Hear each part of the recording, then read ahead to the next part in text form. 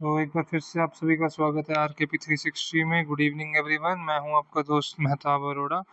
और आज की वीडियो में हम बात करेंगे मौलिक अधिकारों के बारे में, जो कि हमारे क्या कहलाते हैं, फंडामेंटल राइट्स। क्या कहलाते हैं ये हमारे फंडामेंटल राइट्स कहलाते हैं। चलिए आज की वीडियो को शुरू करते हैं बिना किसी देरी के एंड बात करते हैं फंडामेंटल राइट्स की। तो ये कुछ ऐसे राइट्स होते हैं, फंडामेंटल राइट्स कुछ ऐसे राइट्स होते हैं जो हमें जन्म से मिलते हैं। क्या बोला मैंने? जो हमें जन्म से मिलते हैं, बाय बर्थ मिलते हैं। कुछ जो लोग या कुछ ऐसे फंडामेंटल राइट्स होते हैं जो सिर्फ सिटीजन्स को मिलते हैं, वो बाहर के लोगों को नहीं मिलते हैं। ओके, तो उनके बारे में आज हम बात करेंगे। तो आइए सबसे पहले हम बात करते हैं कि फंडामेंटल जो हमारे राइट्स हैं वो कहाँ से लेके कहाँ तक हैं। कहाँ से लेके कहाँ तक का मतलब क्या है कि कौन से आर्टिकल से लेके कौन से आर्टिकल तक हमारे पास ये प्रेजेंट है। तो जो फंडामेंटल राइट्स हैं वो आर्टिकल 12 से लेके 35 तक होते हैं, और जिसको हम क्या बोलते हैं, पार्ट 3 बोलते हैं कॉन्स्टिट्यूशन का। क्या बोलते हैं हम इसे? पार्ट 3 ऑफ द कॉन्स्टिट्यूशन बोलते हैं जी। ठीक है, तो हमारे पास पार्ट 3 में क्या आ रहे हैं? फंडामेंटल राइट्स आ रहे हैं। अब मैं आपको एक बार फिर से रिमाइंड करवा देता हूँ कि पार्ट 1 में हमारे पास क्या था? Union and it's territory. Union and it's territory मतलब क्या है इसका? संघ और उसका क्षेत्रफल। उसके बाद पार्ट 2 हमारे पास आया सिटीजनशिप का, जिसको हम क्या बोलते हैं? नागरिकता बोलते हैं। अब यूनियन एंड इट्स टेरिटरी के आर्टिकल्स कहाँ से लेके कहाँ तक है? आर्टिकल 1 से लेके 4 तक। और सिटीजनशिप के आर्टिकल्स हैं आर्टिकल 5 से लेके 11 तक। उसके बाद जो आर्टिकल 12 से लेके 35 है, वो कौन सा है? हमारा फंडामेंटल राइट्स का आर्टिकल है, यानी कि पार्ट 3 ऑफ द कॉन्स्टिट्यूशन। कौन सा है? Part 3 of the constitution. तो चलिए बात करते हैं आर्टिकल 12 में क्या लिखा गया है। आर्टिकल 12 में लिखा गया है डेफिनेशन ऑफ द स्टेट। उससे पहले याद रखिएगा, बहुत इंपॉर्टेंट फैक्ट है कि इंडिया में हम फंडामेंटल राइट्स को बोलते हैं मैग्ना कार्टा ऑफ इंडिया। क्या बोलते हैं? Magna carta of India. Magna carta का मतलब क्या है कि जो ब्रिटिशर्स हैं, सबसे पहले जो राइट्स का कंसेप्ट है वो लाए थे। वो जो कंसेप्ट लाए थे वो लाए थे मैग्ना कार्टा के द्वारा। किसके द्वारा लाए थे वो? मैग्ना कार्टा के द्वारा, जिसके अंदर पहली बारी किसी सिटीजन्स के लिए राइट्स लिखे गए थे। 1215 की बात है, तब लिखे गए थे। ओके, तो इसलिए इसको बोला जाता है फंडामेंटल राइट्स को क्या बोला जाता है? Magna carta of India. क्या बोला जाता है? Magna carta of India. बहुत इंपॉर्टेंट फैक्ट है, आपको याद रखना है। आगे बढ़ते हैं जी। आर्टिकल 12 में हमारे को किसकी डेफिनेशन दी गई है? स्टेट की। इसके अंदर क्या बोला?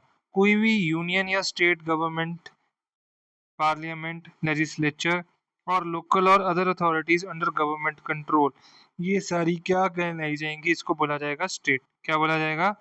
स्टेट। मतलब जैसे सपोज कीजिए कोई पंचायत है, वो भी स्टेट है। कोई अगर हमारे पास गवर्नमेंट कंपनी है, तो वो भी स्टेट है। कोई हमारे पास गवर्नमेंट बैंक है, उसको भी स्टेट के अंदर काउंट करेंगे। अगर हमारे पास कोई सपोज कीजिए गवर्नमेंट कंपनी होगी, बैंक होगी, पंचायत हो गया, म्यूनसिपैलिटी है, वो भी स्टेट के अंदर ही काउंट होएगी। ओके, तो जो भी हम बात कर रहे हैं वो किसके बारे में होएगी? स्टेट के बारे में होएगी। आगे बात करते हैं आर्टिकल 13 जुडिशियल रिव्यू का। बहुत इंपॉर्टेंट आर्टिकल है। क्या बोला मैंने? बहुत ही ज्यादा इंपॉर्टेंट आर्टिकल है। एक सेकेंड, कलर चूज कर लेते हैं जी। तो जो आर्टिकल 13 जुडिशियल रिव्यू का बहुत ही इंपॉर्टेंट आर्टिकल है, डिक्लेयर्स एनी प्री और post constitutional laws void to the extent of inconsistency with the fundamental rights। इसका मतलब क्या है? इसका मतलब ये है, यदि जुडिशरी को लगता है कि कुछ ऐसे लॉज पहले से बने हुए हैं जो कि हमारे फंडामेंटल राइट्स को वायलेट कर रहे हैं, तो वो उनको अनकॉन्स्टिट्यूशनल डिक्लेयर कर सकती है। हमारी जो सुप्रीम कोर्ट है या जो हमारी हाई कोर्ट है, वो क्या कर सकती है? बेसिकली सुप्रीम कोर्ट ही कर सकती है, हाई कोर्ट नहीं करेगी। जो हमारी सुप्रीम कोर्ट है वो क्या करेगी? इन लॉज को अनकॉन्स्टिट्यूशनल डिक्लेयर कर देगी और इनको खत्म कर दिया जाएगा।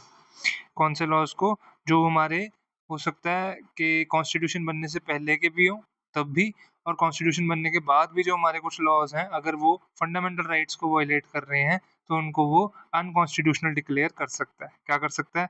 अनकॉन्स्टिट्यूशनल डिक्लेयर कर सकता है। ये कहाँ लिखा गया? आर्टिकल 13 में लिखा गया, बहुत इंपॉर्टेंट है। अब हमें देखना है कि हमारे पास कितने फंडामेंटल राइट्स हैं, हमारे मौलिक अधिकार कितने प्रकार के हैं। तो हमारे पास जो मौलिक अधिकार हैं वो हैं 6 टाइप्स के। पहले हमारे पास 7 फंडामेंटल राइट्स होते थे, फिर एक को हटा दिया गया, तो अब हमारे पास टोटल में कितने हैं? 6 फंडामेंटल राइट्स हैं।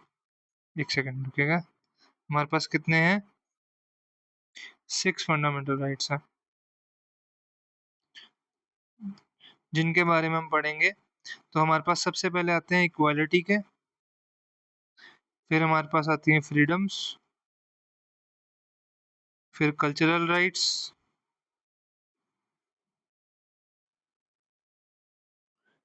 नहीं सॉरी, एक्सप्लॉयटेशन के राइट्स आते हैं। फिर हमारे पास आते हैं एक्सप्लॉयटेशन के राइट्स, राइट अगेंस्ट एक्सप्लॉयटेशन,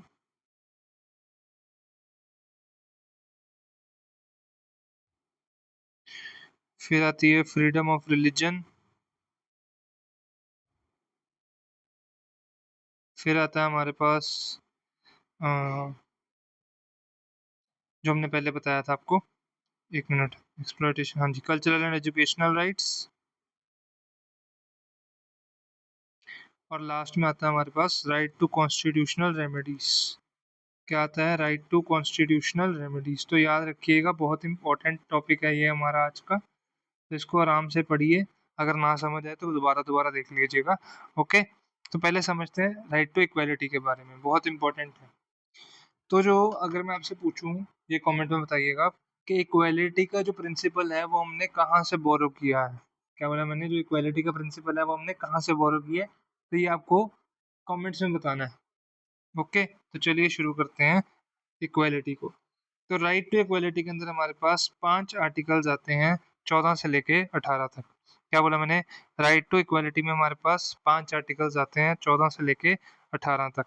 मैं इधर लिख देता हूँ, एक सेकंड रुकिए, इसको पहले करेंगे चेंज। जी, राइट टू इक्वालिटी कहाँ से कहाँ तक? 14 से लेके 18 तक। तो आर्टिकल 14 में एक बहुत ही बड़ी बात लिखी गई है, जिसको हम बोलते हैं rule of law and equal protection of law. क्या बोला मैंने? Rule of law and equal protection of law. इसका मतलब क्या है? इसके अंदर लिखा गया है कि रूल ऑफ लॉ आपको याद रखना है, किसने दिया था? ये दिया था एवी डाइसी ने। हमारे ब्रिटिश एक बंदे थे ये, ब्रिटिश ज्यूरिस्ट थे, इन्होंने क्या दिया था? रूल ऑफ लॉ का कंसेप्ट दिया था। क्या दिया था? रूल ऑफ लॉ का कंसेप्ट दिया था। बहुत इंपॉर्टेंट लॉ है ये, सॉरी, बहुत इंपॉर्टेंट रूल है ये। इसके अंदर क्या कहा गया? इसके अंदर कहा गया है कि जो भी हमारा, एक सेकेंड,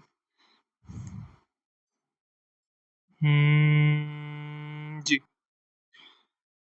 इसका कलर करेंगे चेंज,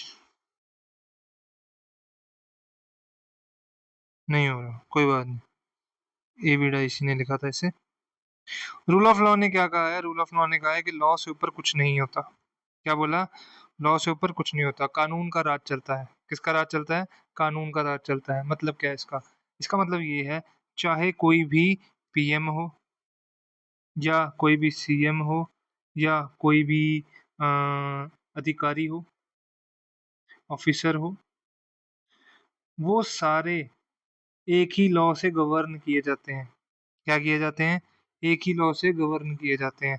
तो मैंने जितने भी यहाँ पे भी लिखे थे, पीएम सीएम अधिकारी जो कोई भी थे, उन सब के लिए, सारे के सारों के लिए लॉ क्या है? सेम है, एक जो आम आदमी के द्वारा फॉलो किया जा रहा है, बिल्कुल सेम लॉ उन पे भी लागू होएगा। क्या बोला?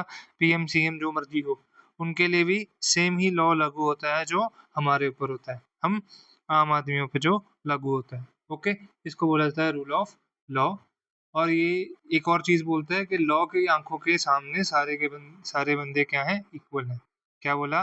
लॉ की आंखों के सामने जो कोई भी है वो हम इक्वल है, चाहे कोई मर्द है, चाहे कोई महिला है, सब क्या है? इक्वल है।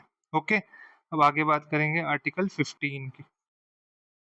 आर्टिकल 15 एक मूवी भी बनी थी आयुष्मान खुराना की, आप वहां पे जाके देखिएगा, अच्छी मूवी है। तो ये क्या कहते हैं? आर्टिकल 15 कहती है there can be no discrimination, there can be no discrimination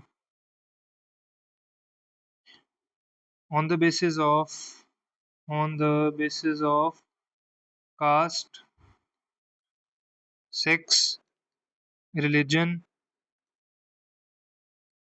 creed, race and place of birth।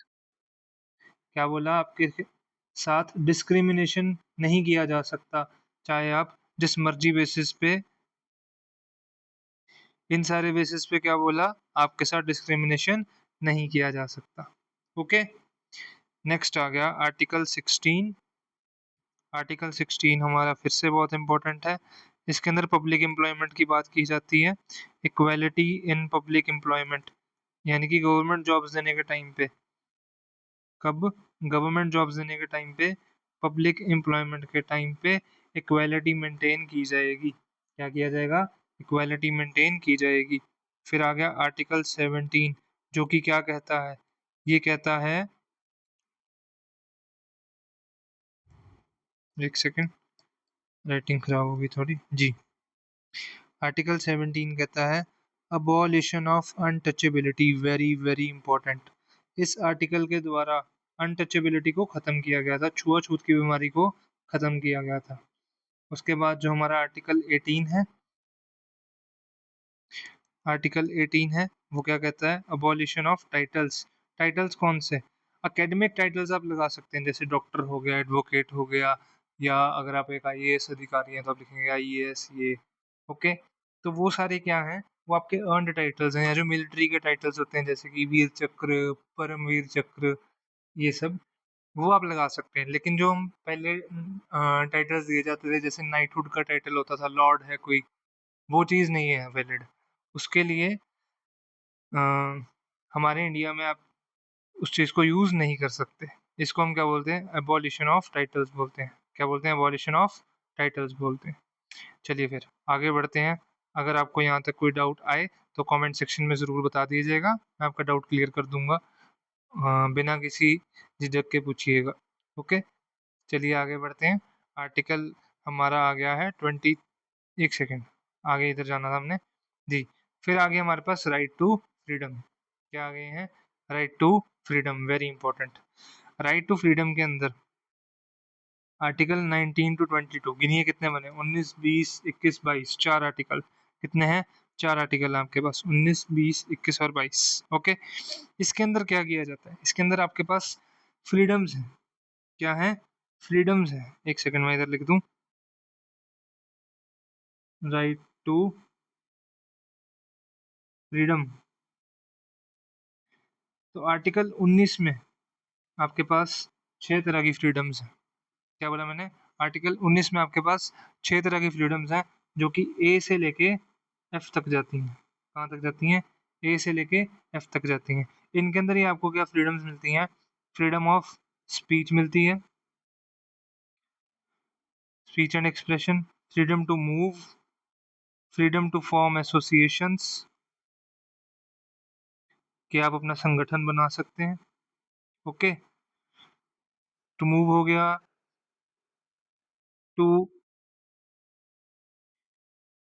Live in any part of country, to live in any part of India. Okay, उसके बाद आ जाता है हमारे पास to opt any occupation, आप किसी भी तरह का काम कर सकते हैं। क्या कर सकते हैं? आप किसी भी तरह का काम कर सकते हैं जो कि लीगल हो। ओके, तो ये तरह की फ्रीडम्स आपको मिलती हैं। ये किस में मिलती हैं? आर्टिकल 19 के तहत मिलती हैं। ये सारी की सारी जो फ्रीडम्स हैं वो किसके तहत मिलती हैं? आर्टिकल 19 के तहत मिलती हैं। और जो हमारा आर्टिकल 20 है, क्या है? आर्टिकल 20 है, वो क्या करता है? वो हमारे को कुछ राइट्स देता है, एक सेकेंड, पर्सनल लिबर्टी इसमें आ गया। तो जी आर्टिकल 20 में हमारे पास क्या आ जाती हैं? फ्रीडम आती है यार, क्या बोलते हैं, प्रोटेक्शन मिलती है हमें। क्या मिलती है? प्रोटेक्शन। किसके टाइम पे? ऑफेंस के टाइम पे। प्रोटेक्शन इसको बोला जाता है protection of, protection in respect to, protection in respect to conviction of offences, conviction of offences. इसके अंदर आपके पास तीन तरह की चीजें आती हैं। क्या आती हैं? तीन तरह की चीजें आती हैं जो कि यहाँ पे लिखी गई हैं। कौन सी? Safeguards against ex post facto laws, double jeopardy and self incrimination. इसका मतलब क्या है? सेल्फ इंक्रिमिनेशन से शुरू करते हैं। सेल्फ इंक्रिमिनेशन का मतलब होता है कि आप अपने खिलाफ गवाही नहीं दे सकते। क्या बोला आपने? कि आप अपने खिलाफ गवाही नहीं दे सकते। डबल जेओपार्डी का मतलब क्या है? डबल जेओपार्डी का मतलब है कि आपके खिलाफ एक ही चीज के ऊपर दो केस नहीं चल सकते। जैसे सपोज कीजिए कि किसी के ऊपर मर्डर का केस चल रहा है, ओके, एंड जो डिसीजन अभी चल रहा है, अभी उसको खत्म नहीं हुआ, उसका डिसीजन नहीं दिया गया। क्या बोला? अभी उसका केस चल रहा है, उसको डिसाइड नहीं किया गया निचली कोर्ट के द्वारा, और आपने जाके पहले ही हाई कोर्ट में अपील कर दी, तो ये चीज पॉसिबल नहीं है। इसको बोलते हैं डबल जेओपार्डी। क्या बोलते हैं? Double jeopardy. Okay. Safeguards against ex post facto laws, जो कुछ हमारे पुराने लॉज हैं उनसे हमें बचाता है ये। ओके। जो कि कुछ वायलेट कर रहा हो सकता है, उससे हमें बचाता है ये। चलिए आगे बढ़ते हैं। और इसके बाद हमारे पास आर्टिकल 21 आता है, जो कि क्या करता है? इसको बोलते हैं right to life and personal liberty. क्या बोलते हैं? Right to life and personal liberty. आपकी जो पर्सनल फ्रीडम्स हैं उसकी यहाँ पे बात की जाती है, right to life and personal liberty. एक और बात, बहुत इंपॉर्टेंट बात, यहाँ पे हमें याद रखना है कि जो आर्टिकल 20 है और 21 है, एक सेकंड में यहाँ पे एक बॉक्स बना देता हूँ। जी। तो जो हमारा आर्टिकल 20 है और 21 है, आर्टिकल 20 है और जो 21 है, ये हमारा जो दोनों फ्रीडम्स हैं, ये दोनों कभी भी हमारे हाथ से नहीं जाती। They are not suspended during emergency. They are not suspended during emergency, मतलब जब भी इमरजेंसी लगती है तो हमारे बाकी के सारे फंडामेंटल राइट्स दबाए जा सकते हैं, लेकिन ये दोनों को दबाए नहीं किया, इनको नहीं दबाया जा सकता। तो क्या बोलते हैं? They are not suspended during emergency. Emergency के टाइम पे, किसके टाइम पे? इमरजेंसी के टाइम पे ये दोनों जो आर्टिकल्स हैं वो हमेशा हमारे पास रहने वाले हैं। कौन से? आर्टिकल 20 और आर्टिकल 21। चलिए आगे बढ़ते हैं। आर्टिकल 22 की बात नहीं की गई, राइट? यहाँ पे लिखा नहीं है। तो आर्टिकल जो हमारा 22 है वो है, आर्टिकल जो हमारा 22 है वो है protection for arrest and detention. Protection for arrest and detention. इसका मतलब क्या है? इसका मतलब ये है कि जैसे सपोज कीजिए जो इंसान को अरेस्ट किया जा रहा है या जिसको डिटेन किया जा रहा है, डिटेन मतलब उसको उठा के लाया जा रहा है, ओके, पुलिस कस्टडी में रखा जा रहा है, तो उसके पास जो पावर्स हैं या उसके पास जो फ्रीडम्स हैं उनकी बात की गई है आर्टिकल 22 में। तो यहाँ पे बताया जाता है कि जो हमारा, जैसे सपोज कीजिए कि अगर किसी बंदे को हम अरेस्ट कर रहे हैं, कोई पुलिस वाला किसी बंदे को अरेस्ट कर रहा है, तो पुलिस वाले को उसकी ग्राउंड्स बतानी पड़ेंगी अरेस्ट की, कि किस रीजन से उसको अरेस्ट किया जा रहा है। Why is he being arrested. Okay. उसके बाद अगर उसको अरेस्ट किया जा रहा है तो 24 घंटे के अंदर अंदर हमें उसको प्रोवाइड करना पड़ेगा एक मजिस्ट्रेट के सामने। किसके सामने? मजिस्ट्रेट के सामने उसको लाके खड़ा करना पड़ेगा। ओके। ये सारे क्या हैं? ये जो फ्रीडम्स हैं ये कहाँ लिखी गई हैं, ये जो प्रोटेक्शंस हैं वो कहाँ लिखी गई हैं? आर्टिकल 22 में लिखी गई हैं। कहाँ लिखी गई हैं? आर्टिकल 22 में। अब आगे बात करते हैं अगेंस्ट एक्सप्लॉयटेशन की। इसकी बात करेंगे राइट अगेंस्ट एक्सप्लॉयटेशन की। तो जो हमारा आर्टिकल 23 है, कौन सा? आर्टिकल 23 है, वो बात करता है जो यहाँ पे लिखा गया है, प्रोहिबिट्स ह्यूमन ट्रैफिकिंग और फोर्स्ड लेबर। किसको प्रोहिबिट करता है ये? ह्यूमन ट्रैफिकिंग और फोर्स्ड लेबर को प्रोहिबिट करता है। कौन सा? आर्टिकल 23 करता है ये। और जो बाकी दो हैं, एक सेकंड में आपको बताता हूँ दोबारा से जी। तो employment of children under the age of 14 years of hazardous mines and factories, ये है आर्टिकल 24 में। ये किसमें है? आर्टिकल 24 में है। ये किसमें है? आर्टिकल 24 में है। और ये किसमें है? जो हमारा बेकार, बेकार यानी कि जो बंधुआ मजदूरी है, और ह्यूमन ट्रैफिकिंग। ह्यूमन ट्रैफिकिंग का मतलब क्या होता है कि इंसानों का क्या कहते हैं, ट्रेड करना, इंसानों का व्यापार करना। ओके, इसको हम क्या बोलते हैं? ह्यूमन ट्रैफिकिंग बोलते हैं। जैसे यहाँ से लोग लेके हमने कनाडा में जाके बेच दिए, या यूएसए में जाके बेच दिए कि वो आज वहाँ पे जाके काम करें हमारे लिए, उनको हम क्या बोलेंगे? जैसे स्लेवरी होता है बेसिकली, उसी की बात हो रही है। तो इसको हम क्या आर्टिकल 23 में देखते हैं। और जो हमारा आर्टिकल 24 है वो किसके लिए? वो है चिल्ड्रन के लिए, कि हाँ बच्चों को जो हैजार्डस कंडीशंस है, मतलब खतरनाक जगहें हैं, जैसे कि केमिकल की फैक्ट्रीज होती हैं, या बेंगल मेकिंग की फैक्ट्री होती है। वहाँ का जो बेंगल बनाते हुए कांच है आंखों में चला जाता है और लोग वहाँ के ब्लाइंड हो जाते हैं।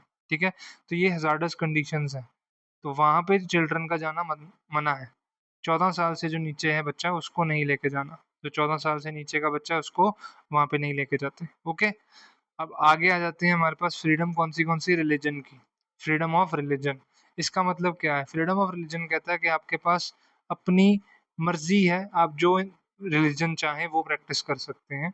ठीक है, आप उसको आराम से, जो आप चाहें। ठीक है, अगर आपको हिंदुइज्म पसंद है आप हिंदुइज्म में आइए, अगर आपको इस्लाम पसंद है तो आप इस्लाम अपनाइए, अगर आपको बुद्धिज्म पसंद है आप बुद्धिज्म अपनाइए। ओके, तो ये सब चीज़ें क्या हैं, किसके अंदर लिखी गई हैं? आर्टिकल 25 से लेके आर्टिकल 28 में लिखी गई हैं। ओके, और इसके अंदर एक और चीज़ लिखी गई है, regulates religious instructions in state aided institutions. इसका मतलब क्या है? इसके अंदर लिखा हुआ है, जैसे सपोज कीजिए जो भी हमारे गवर्नमेंट स्कूल्स होंगे, जो भी हमारे गवर्नमेंट स्कूल्स होंगे, उसके अंदर कोई भी प्रेयर्स वगैरह नहीं करवाई जाती, रिलीजियस प्रेयर्स वगैरह नहीं करवाई जाती। ओके, क्या लिखा है? Regulates religious instruction in state aided institutions. जो भी गवर्नमेंट इंस्टीट्यूशंस हैं उनके अंदर रिलीजियस अफेयर्स नहीं किए जाएंगे। इसका मतलब क्या होता है कि स्टेट दखल अंदाजी नहीं दे रही। स्टेट इज नॉट इंटरफेयरिंग कहाँ पे? इन religious affairs. State is not interfering in religious affairs. वो रिलीजियस अफेयर्स में इंटरफेयर बिल्कुल भी नहीं कर रहे। ओके, चलिए आगे बढ़ते हैं। रिलीजन की बात कर ली हमने, अगर आगे आएंगे हमारे पास कल्चरल एंड एजुकेशनल राइट्स। इसके अंदर हमारे पास सिर्फ दो ही आर्टिकल्स हैं, आर्टिकल 29 और आर्टिकल 23। कौन से हैं? आर्टिकल 29 और आर्टिकल 23। तो आर्टिकल 29 में क्या बोला गया? It safeguards minority scripts languages and cultures. क्या बोला? अ, जो आर्टिकल 29 है वो क्या कर रहा है? माइनॉरिटीज स्क्रिप्ट्स कल्चर को बचाने के लिए प्रोटेक्शन दे रहा है। क्या कर रहा है? प्रोटेक्शन दे रहा है। ओके, और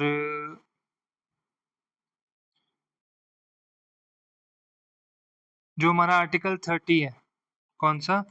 जो हमारा आर्टिकल 30 है, आर्टिकल 30, ये आर्टिकल 29 में है। ये किसमें? याद रखिएगा, आर्टिकल 29 में। अभी हम बात करेंगे आर्टिकल 30 की। तो जो हमारा आर्टिकल 30 है वो क्या कहता है? वो कहता है कि यहाँ से grants minorities rights to manage their educational institutions. Minorities अपना एजुकेशनल इंस्टीट्यूशन खुद बना सकते हैं। ठीक है, ये किसके अंदर बोला गया है? ये बोला गया है हमारा आर्टिकल 30 के अंदर। किसके अंदर बोला गया? आर्टिकल 30 के अंदर। ओके, तो याद रखिएगा इस चीज को, बहुत इंपॉर्टेंट चीज है ये। आगे बढ़ते हैं। तो यहाँ पे हमारे मेन कुछ राइट्स खत्म हो गए हैं।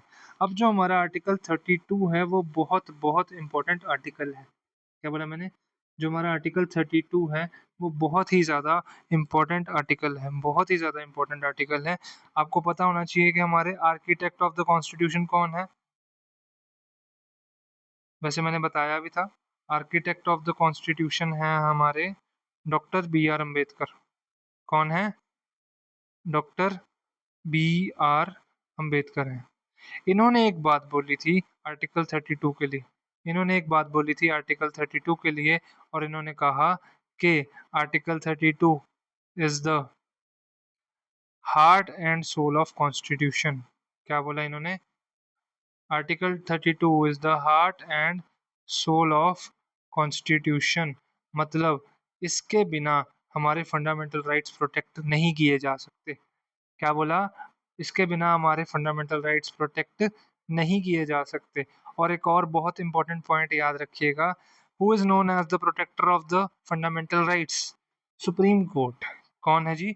Supreme court. तो याद रखिएगा, बहुत इंपॉर्टेंट है, supreme court is the protector of fundamental rights. तो हमें कौन, हमारे फंडामेंटल राइट्स को कौन गारंटी कर रहा है, प्रोटेक्टर या गारंटर ऑफ फंडामेंटल राइट्स? तो कौन है वो? सुप्रीम कोर्ट है।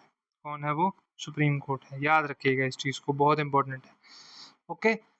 अब जो हमारा आर्टिकल 32 है, क्या है? जो हमारा आर्टिकल 32 है, उसके अंदर हमारे पास 5 तरह की रिट्स हैं।